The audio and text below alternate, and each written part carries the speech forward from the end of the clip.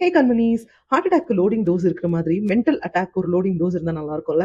But hard attack வந்து எமர்ஜென்சியான situation. அந்த மாதிரி மென்டல் பிரேக் டவுன்ஸ் சில டைம் எமர்ஜென்சியாக இருக்கும். அந்த மாதிரி இருக்கிறதுக்கு நம்மளுக்கு வந்து ப்ராப்பரான மெடிக்கல் இல்லை ட்ரெயின் பர்சனோட ஹெல்ப் தேவை.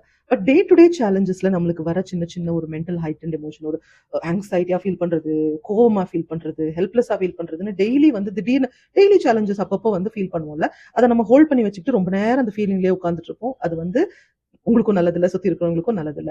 ஸோ அந்த மாதிரியான சிச்சுவேஷன்ல நம்மளுக்கு ஆல்ரெடி தெரிஞ்ச விஷயம் தான் ஒரு சின்ன ரிமைண்டர் மாதிரி என்ன பண்ணலாம், உங்களோட மென்டல் அட்டாக்கை வந்து காம் டவுன் பண்றதுக்கு என்ன பண்ணலாம்னா 3 திங்ஸ். ஃபர்ஸ்ட் வந்து அவேர்னஸ். கரெக்டான இடத்துல புடிங்க.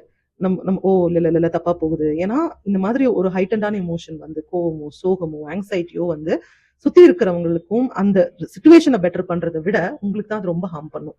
ஸோ அதனால எந்த யூஸும் இல்லை. So catch your self being in that emotion.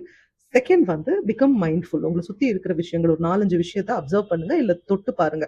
ஒரு குஷனையோ இல்ல ஒரு ஒரு ஏரை வந்து ஒரு ப்ரீஸை வந்து ஃபேஸ்ல ஃபீல் பண்றதோ, இல்ல டெரஸ்ல போய் ஸ்கை பாக்குறதோ, அந்த மாதிரி இப்போ இந்த பிரசன்டா இருக்கிற ஒரு சுச்சுவேஷனுக்கு உங்களை கொண்டு வாங்க.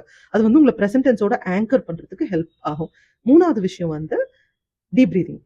மூணாவது விஷயம் வந்து டீப் பிரீதிங். ஒரு 3 டீப் பிரீத்ஸ் எடுங்க. இல்ல பாக்ஸ் பிரீதிங் ஒரு வீடியோ நான் ஒரு ஷார்ட் போட்டிருக்கேன் இதை பத்தி. ஒரு பாக்ஸ் பிரீதிங் மாதிரி அது பண்ணீங்கன்னா உங்களுக்கு வந்து ரொம்ப அந்த உங்க சிஸ்டம் வந்து காம் பண்ணி, சரி ஓகே பாத்துக்கலாம், இப்போ முதல்ல நீ காம் ஆகு அப்படின்னு உங்களை ரிமைண்ட் பண்றதுக்கு ரொம்ப ஹெல்ப்ஃபுல்லா இருக்கும். இதெல்லாம் சொல்ற ஓகே, பட் எமோஷன் ஹைட்டண்டா இருக்கும்போது எனக்கு எங்க இருந்து இதெல்லாம் ஞாபகம் வரப்போகுது அப்படிங்கிறது நீங்க சொல்றது எனக்கும் கேக்குது.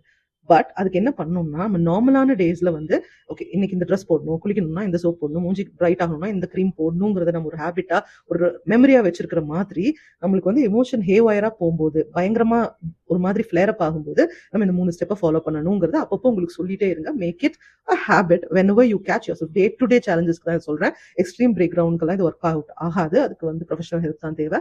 பட் டே டு டே சேலஞ்சஸ்க்கு இந்த 3 ட்ரை பண்ணீங்கன்னா கண்டிப்பா ஹெல்ப்ஃபுல்லா இருக்கும். இது tried and tested by many people. நிறைய கருத்துள்ள புக்ஸ்ல நான் இதை படிச்சிருக்கேன். Hope it was helpful.